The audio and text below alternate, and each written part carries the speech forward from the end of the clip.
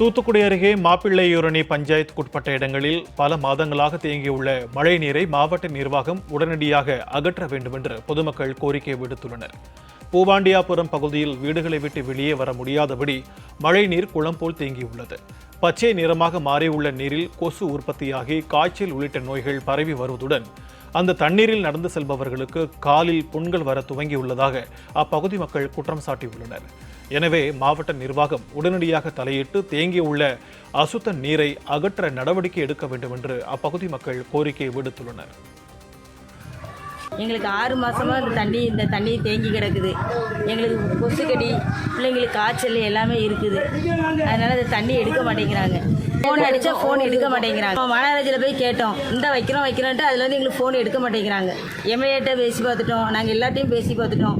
எங்கள் ஃபோனை பார்த்தாலே ஃபோன் எடுக்க மாட்டேங்கிறாங்க. இந்த தண்ணியில் நடந்து எங்களுக்கு கால்கையெல்லாம் புண்ணாக இருக்குது. ரெண்டாவது இந்த தண்ணியை கடந்து தான் நாங்கள் போகிற மாதிரி இருக்குது.